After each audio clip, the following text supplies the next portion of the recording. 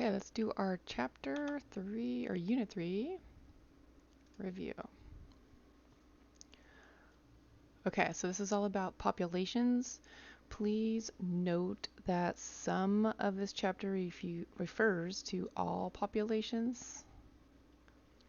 And then there's certain parts of this unit that refers to specifically human populations. It's really important you understand which is which. So in the beginning, we learned about generalists and specialists, and you had this nifty list, and you had a sorting activity to do. You literally need to memorize this. You need to know what the traits, characteristics, and features of each are.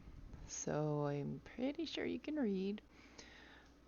Generalists live in a large niche, a broad niche. They're flexible. They can adapt to different places to live. They eat a lot of different things.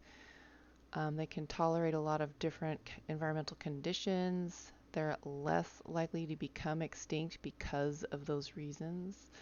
And they're able to change habitats if something happens environmentally. And they're likely to withstand the invasion of other species coming at them. Whereas specialists have a very narrow niche. They are can only live in a specific area, eat specific food. They don't tolerate change well. They're more likely to become extinct. They're good when the habitat doesn't change a lot, and they're likely to be outcompeted by an invasive species. So don't get this confused between K strategist and R strategist. A lot of students do that. That's different. Here we go. Also, a list you need to memorize. Notice they're a little different. Some of the things they have in common, like a lot of times K selected have a lot in common with generalists, and a lot of times R selected have a lot in common with specialists, but that doesn't mean it's the same list in the same category. Do not fall for that. So the reason these have their names is because of that carrying capacity graph. If this is carrying capacity. So K selected species follow carrying capacity graphs. R selected species follow that rapid growth curve right there, the exponential growth curve. And it's all it is a strategy to survive. It's not what's right and what's wrong. It's what those organisms have chosen for their model to survive and to carry on their species. Okay, so our selected characteristics, again, just stuff you need to memorize. That's usually not a stable environment. Their bodies are very small. They concentrate their energy to make a lot of, their energy is used to make a lot of energy. They can't talk today. They don't use a lot of energy to make their babies. Whew. Okay. They have a lot of offspring and they don't really take care of them. They don't live long. They reproduce only one time in their life, but it's a lot of babies at one go. They are density independent. So we'll get to that meaning in a minute if you don't remember what that means. But basically, it doesn't matter what environmental factors are happening. It doesn't affect their density. And they usually follow a type 3 survivorship curve. The K-selected strategists choose a different way to survive. It doesn't make it right or wrong, it's just what works for that organism. Usually these have bigger bodies. They use a lot of energy to create their little offsprings and take care of them and nurture them and teach them. They live longer. They don't have a lot of offspring, but they do reproduce several times throughout their lives. So they take care of a few, raise them, and take care of a few more and raise them. They're density dependent, and they can follow a type 1 or a type 2 survivorship curve. Again, memorize. This list is not this list. Make sure you have them separate in your brain and don't get them confused, especially during multiple choice questions. FRQs too. Okay, so this survivorship curve Usually a type 1, if you look at the graph, how many survivors are on our x-axis? Sorry, what was wrong with me today? Y-axis, and their age is along the x-axis. So when they're born, a type 1 has a lot of offspring surviving in the beginning, and then they live to a nice old age and they die off. A type 3, a lot of offspring are born, but they die immediately in their young ages, and then a few will survive to become old. And then the type 2 is pretty steady, so some will die at every stage along their lifespan. So usually, not always, these are kind of K strategists and these are kind of the R strategists, but not always. And some have combinations. Some will be a little bit of type 2, a little bit of type 1, or a little bit of type 2, a little bit of type 3. So general rule, but not absolute. All right, we talked about this carrying capacity curve a lot, and a lot of you are still confused. So hopefully you can see this J shape right here. That is exponential, which means unlimited growth. There's nothing to limit the growth of that population. And unlimited growth means there's unlimited resources to allow that species to reproduce, to populate, to have a home, to do the whole thing. So unlimited resources basically means unlimited growth, or like our district says, unlimited you. Okay, then the Earth has a finite number of resources. So at some point, it's got to level off. And so that's that S curve, or logistic growth. So this S part is the logistic growth curve. And so what happens is we'll overshoot the population capacity, and then we'll have a little die off. We'll go under our carrying capacity, and then we'll just kind of level off around the carrying capacity until we kind of get to an equilibrium, as long as nothing happens to the environment to alter that. Sometimes something can happen and the carrying capacity could lower. We might lose some resources and we'll have a lower capacity over time. And then the populations will have to adjust to that as well. Okay, so limiting factors. Some things that will keep populations in check. So there's a lot of different things that can cause a population to get into check. So we used that kind of barrel model. Each little thing represented something that could limit a population. And if one thing is lacking, then that population gets limited and it won't be able to survive. So it needs a balance. So again, another list just to memorize. It could be water, different nutrients, amount of sunlight, the competition or predation situation, how much space is available, what kind is happening to the soil and the quality of it, is there something going on with the climate. So because we only have a finite amount of resources on our planet, we're going to have limiting factors for these populations. Some populations will be affected more. Some populations will be affected less. Okay, this density independent, density dependent. So usually density independent factors are abiotic things. So things that are not influenced by the size of a population.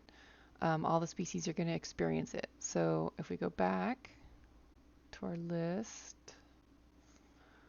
K selected are usually more affected by density dependent things. R selected can be more affected by density independent things. So R selected species are going to get super affected by these things. This is the R one. K will too, but R are going to be more susceptible to it. Pollution, small bodies, going to react more. Natural disasters, well, if they're living in a specific space and they can't adapt to go to another space, that's going to be a problem. Climate with a range of tolerance. If our selected species usually have a lower range of tolerance for things. So that's why they would be more affected by these density independent factors. Density dependent factors. Predation, competition, disease. Case strategists tend to be more affected by this, not as much, but because of the sheer numbers, right? There's less K selected individuals compared to R selected, so these things would kind of make sense that they get more affected by them. But this can be are as well. So things that are going to limit the growth, anything that's going to affect the population size. So again, the big three: predators, competition within and without. Sorry, let me say that better. Competition within the species or with or between other species, and diseases that come along. Okay. Oh, this moved. Sorry. I want this to be down here. So population pyramids. I noticed in the practice exam we had a little terminology difficulty, so I wanted to go over this again. So um, by stages, we have the growing one, which is, wow, these got really messed up. Let's not look at those. So expansive is rapid growth, and that's like a stage 1 on the demographic transition model. And then we have um, slow growth, or the constructive. That's kind of like stage 2. And then we have slow growth, stationary. Wait, what did I just do? Sorry, zero growth for stage 3.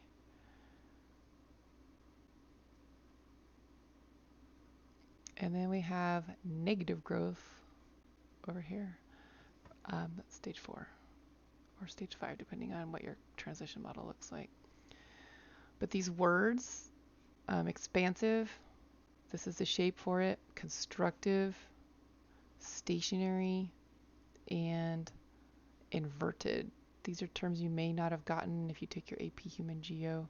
So make sure you can connect these shapes with these terminologies. All right, we also learned about total fertility rate. Remember that there's some things that affect that. So how old is the female when she first has her, or when she has her first child? What's her education level? Do we have access to family planning? What's the policy from the government? Are they like on a one child mantra, or are they like have a whole bunch of kids? We need them for the workforce. Bottom line, once we hit replacement levels, which is just enough children to replace their parents, we get a stable population. And overall, good news, we are worldwide getting there. We'll be there soon. Infant mortality rate is definitely affected by where we are on the demographic transition model. You can see the concern areas are where we have the rapid growth countries still. Things that affect the or influence the infant mortality rate are going to be: do we have access to health care? Do we have proper nutrition going on? And other countries can help. It's not like we have to sit there and watch them fail. They can help and send food and education and doctors and all that stuff. Okay, so a way we kind of measure our environmental impact, humans' environmental impact, is this idea called IPAT.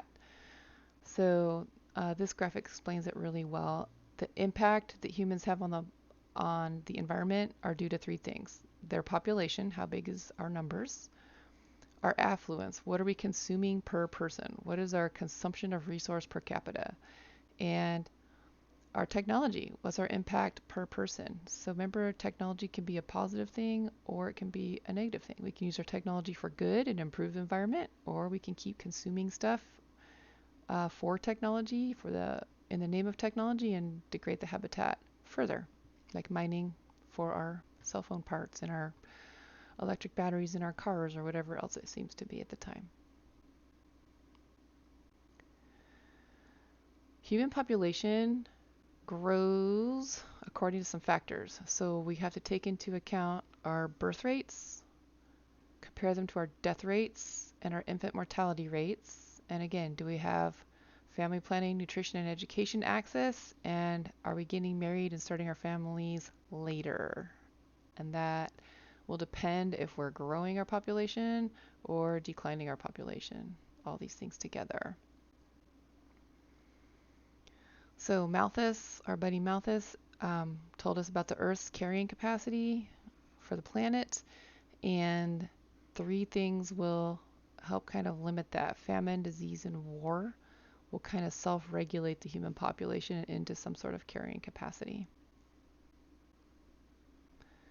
All right, that transition model. So I was looking around because I feel like it's still not super clear for some of you, and I found this little description on the website, so I like it. So this one refers to this one right here, this stage one. The total population is low, but it's balanced due to high birth rates and high death rates. So look at these graphs, know how to read them. This gray line is the birth rate. It's high right now. This black line is the death rate. It's high right now. But because they're both kind of equal, you have a stable population. It's low, but it's stable. Okay, section 2, the total population rises because death rates are falling. So as death rates fall, but birth rates stay high, we've got this high expanding population. So we're going to get that pyramid that's really wide, that wide-shaped pyramid. Because birth rates are high and death rates are starting to fall. It's important you know why. And why did that happen?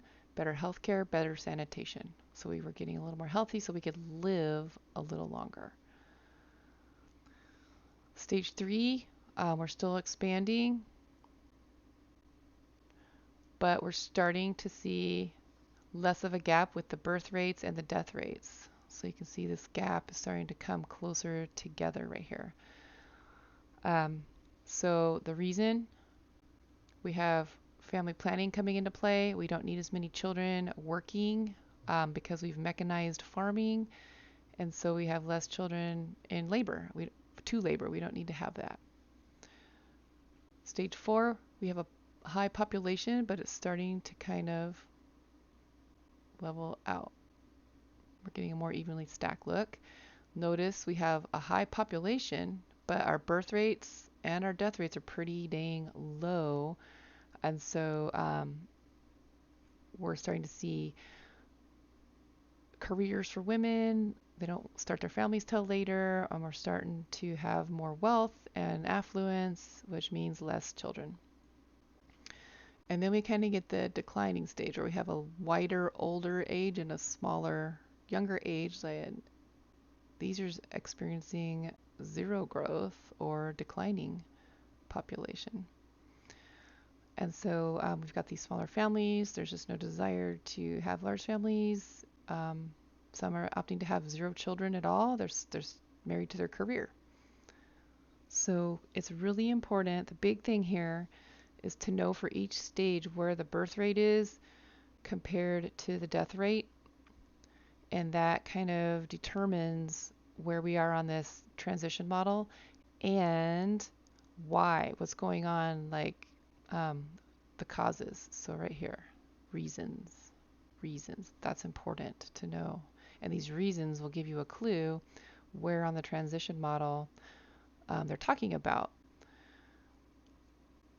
So it's important when you read the problems to get clues in the question, and they'll give you clues about where in the transition model they're hinting.